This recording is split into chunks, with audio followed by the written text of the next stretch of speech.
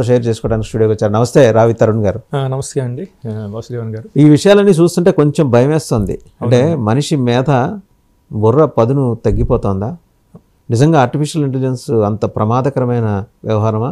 ఇప్పటిదాకా మొబైల్స్ ద్వారా మనల్ని రిమోట్ కంట్రోల్ తోటి ఆపరేట్ చేస్తున్న ఆర్టిఫిషియల్ ఇంటెలిజెన్స్ ఏకంగా మన బుర్రల్లోకి అలా చొచ్చుకొచ్చి మనల్ని నియంత్రించి మనల్ని కూడా ఒక అలెక్సా మెషిన్ లాగా మార్చేస్తుందా? అవునండి. ఈ ఆర్టిఫిషియల్ ఇంటెలిజెన్స్ ఇప్పుడు ప్రస్తుతం మనం యూజ్ చేసే artificial intelligence Midjourney, ChatGPT, Bard, Grok AI, Meta AI, Microsoft Copilot అవన్నీ ఆర్టిఫిషియల్ ఇంటెలిజెన్స్ అంటారు.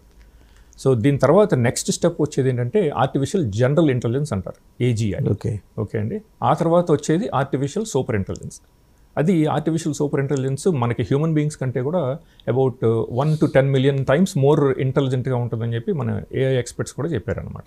ఇప్పుడు అలాగే మన chat GPT founder Sam Altman ఆయన చెప్పింది ఏంటంటే ఒక few months back artificial intelligence in the very near future frontier models of AI can physically see us. ఆ ఆర్టిఫిషియల్ ఇంటెలిజెన్స్ మనం చూడగలుగుతుందని అని చెప్పాడు అనమాట.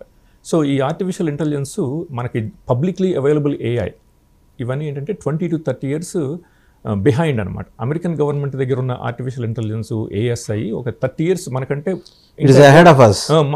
మోర్ అడ్వాన్స్డ్ అనమాట. మనకి పబ్లిక్లీ అవైలబుల్ ఏఐ కంటే కూడా మోర్ అడ్వాన్స్డ్ అనమాట. ఓకే. సో ఈ అమెరికన్ గవర్నమెంట్ ఈ ఆర్టిఫిషియల్ ఇంటెలిజెన్స్ యూజ్ చేసి మన మొత్తం హ్యుమానిటీని ఎన్స్లేవ్ చేయాలని ఒక మ్యాసివ్ కన్స్పిరసీ అనమాట. ఆ ప్లాన్ను గత 30 years నుంచి స్టెల్దీగా ఇంప్లిమెంట్ చేస్తున్నారు అనమాట, మనకి తెలియకుండా ఫేజ్డ్ మేనర్. అవునండి. సో ఈ ఆర్టిఫిషియల్ ఇంటెలిజెన్స్ మెయిన్ ఏమైందంటే వాళ్ళు మన అమెరికన్ గవర్నమెంట్ వాళ్ళు సిఐఏ వాళ్ళు 1953లో ఎంకే అల్ట్రా అనే ప్రాజెక్ట్తో హ్యూమన్ బీయింగ్స్ని మైండ్ కంట్రోల్ చేయాలి అని చెప్పి స్టార్ట్ చేశారనమాట. ఆ ప్రాజెక్ట్ రీసెర్చ్ చేయడం అనమాట.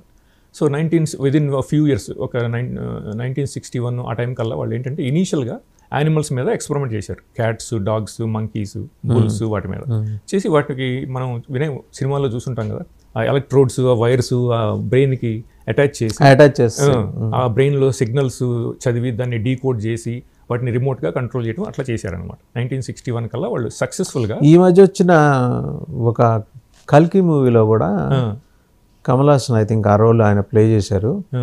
ఆయనకి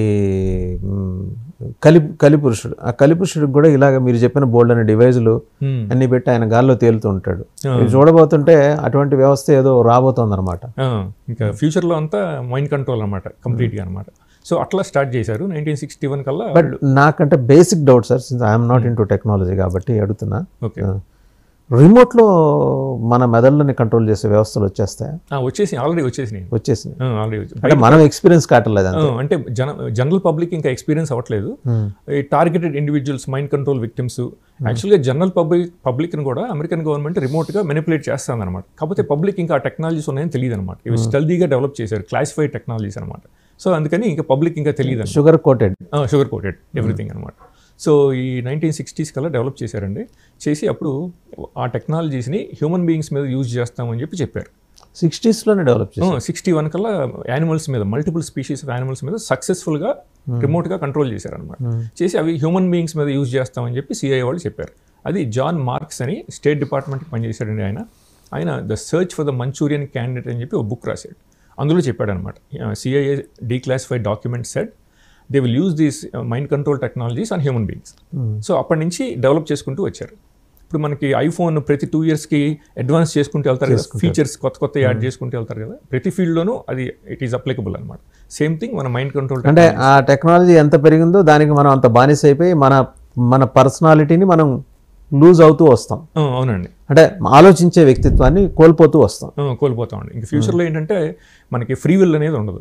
మన brains will be completely remotely manipulated by artificial intelligence అనమాట.